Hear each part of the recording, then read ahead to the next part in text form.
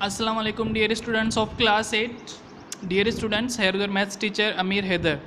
Today we will solve question number 10 from exercise 3. तो question number 10 मैंने यहाँ पर लिख दिया है. क्वेश्चन नंबर 10 ये कह रहा है कि find the values of the following.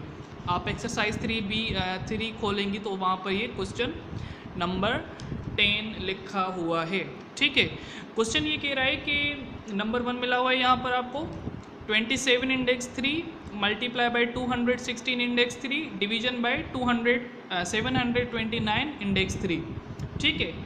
Index 3 का मतलब है कि क्यूब रूट निकालना है.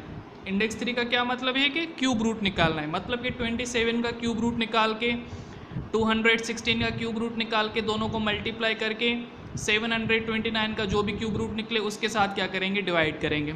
ठीक है. जो भी अकॉर्डिंगली ऑपरेशंस आ रहे हैं वो परफॉर्म करेंगे. तो यहाँ पर सबसे पहले मैंने 27 का क्यूब रूट निकाला. ठीक है. सेम वे से आपको नज़र आ रहा होगा यहाँ पर 27 पे 3 की टेबल 9 टाइम, अगेन 3 की टेबल 9 पे 3 टाइम्स और 3 पे 3 की टेबल 1 टाइम. सेम वे से मैंने 216 का भी क्यूब रूट निकाला है. 216 पे पहले 2 की टेबल, फिर आगे नीचे 3 की टेबल लग रही है. ठीक है. अगेन देखें 729 का भी क्यूब रूट निकला हुआ है. जिस तरह से ये फैक्टर्स निकलते हैं वैसे ही क्या होगी, ये इसकी परफॉर्म हो जाएगी. ठीक है. तो ये वैल्यू क्या हो गई यहाँ पर 729 के भी फैक्टर्स निकले हुए हैं. तो आगे हमें नेक्स्ट स्टेप करना क्या है. जैसे देखें 27 के क्यूब रूट में 3 टाइम्स 3 आ रहा है तो हमने 3 मल्टीप्लिकेशन में, और इंडेक्स वाला जो 3 दिया हुआ है वो पावर 1/3 में आ गया. 216 के जितने भी फैक्टर्स निकल रहे हैं सबको एक ब्रैकेट में रखकर पावर 1/3 दे दिया. सेम वे से हमने 729 के भी जितने फैक्टर्स निकल रहे थे उनको एक ब्रैकेट में रख के पावर दे दिया. यहाँ पर मल्टीप्लिकेशन थी, यहाँ पर डिवीजन थी. ठीक है. अब देखिए यहाँ पर 3 टाइम्स 3 है और पावर 1/3 है तो मतलब 3 बचेंगे यहाँ पर. ठीक है. यहाँ पर 3 टाइम्स 2 है, यहाँ पर 3 टाइम्स 3 है तो 3 टाइम्स 2 से 2 निकले, 3 टाइम्स 3 से 3 निकले.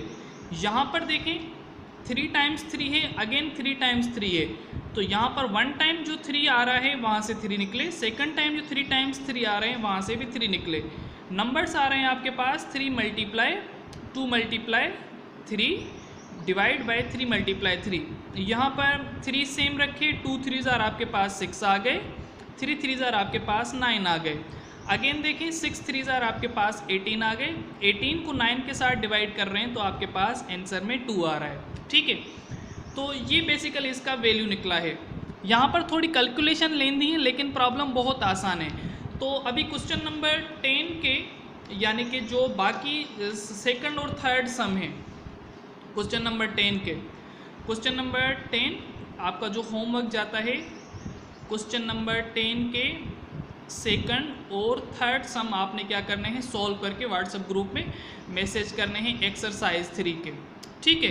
तो अगर कोई भी बात कन्फ्यूजन हो, समझ में ना आई हो तो आप मैसेज करके पूछ सकते हैं ग्रुप में. तो आज का लेक्चर यहीं पे वाइंड अप करते हैं. Thank you so much. Take care and Allah हाफिज़.